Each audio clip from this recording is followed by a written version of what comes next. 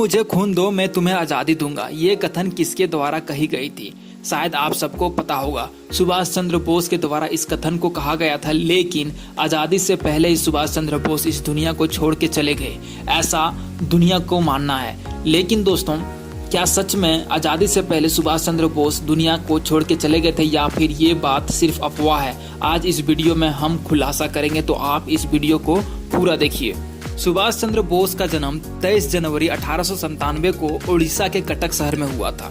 इनका जन्म हिंदू कास्ट परिवार में हुआ था। इनके पिताजी का नाम जानकीनाथ बोस और माताजी का नाम पार्वती था। इनके पिताजी वकील थे जो अपने शहर में काफी प्रसिद्ध थे।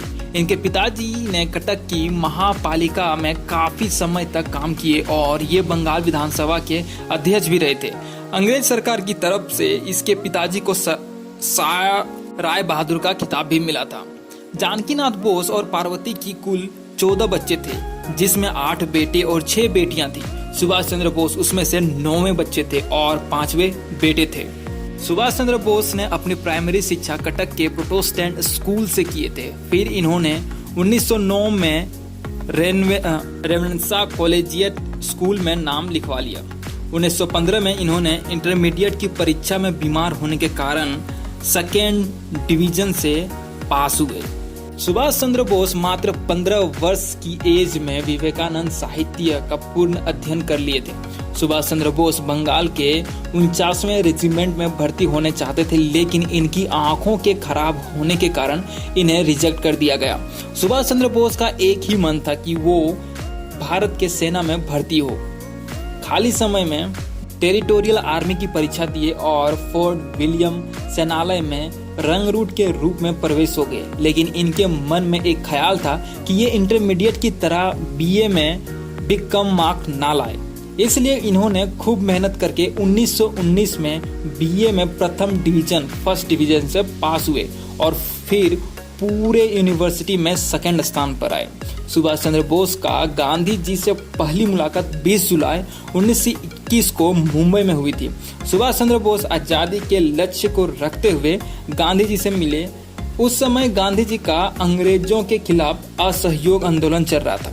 सुभाष दास बाबू के साथ सुभाष चंद्र बोस मिलकर बंगाल में आंदोलन का नेतृत्व कर रहे थे। बहुत जल्द ही सुभाष चंद्र बोस जो थे वो देश के एक महत्वपूर्ण नेता बन गए।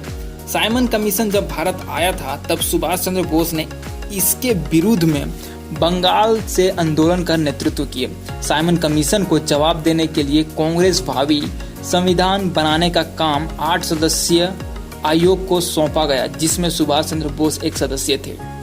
26 जनवरी 1931 को कोलकाता में राष्ट्र ध्वज फहराकर सुभाष चंद्र बोस ने एक विशाल मोर्चा का नेतृत्व किया। लेकिन पुलिस ने सुभाष पर लाठी चलाई और सुभाष चंद्र बोस को घायल करके जेल में डाल दिया। सुभाष चंद्र बोस जब बर्लिन गए थे, तब सर्वप्रथम रिबेनट्रॉप जैसे जर्मनी के अन्य नेताओं से मिले थे।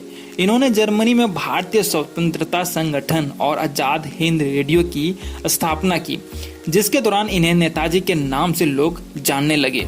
अब बात करते हैं दोस्तों कि सुभाष चंद्र बोस की मृत्यु का रहस्य क्या था। क्या सच में इनकी मौत दुर्घटना में हो गई थी, या फिर ये सिर्फ अफवाह था? 18 अगस्त 1945 को ताइवान में नेताजी सुभाष चंद्र बोस के विमान का एक्सीडेंट हो गया था, जिसमें से ये पूर्ण रूप से पता नहीं चला कि सुभाष चंद्र बोस की मृत्यु हुई है या नहीं। मीडिया रिपोर्ट के अनुसार नेताजी के मौत की बात पर एक बार फिर से चर्चा उठी थी, जब पंडित जवाहरलाल नेहरू की बहन विजया लक्ष्मी पंडित ने मीडिया के पास एक बयान दी थी, जिसने उन्होंने कहा था कि मेरे पास एक ऐसी खबर है कि हिंदुस्तान में तहलका मच जाएगा, शायद यह आजादी से भी बड़ी खबर होगी। लेकिन पंडित जवाहरलाल नेहरू ने अपनी बहन को मीडिया के सामने कुछ भी कहने से मना कर दिया।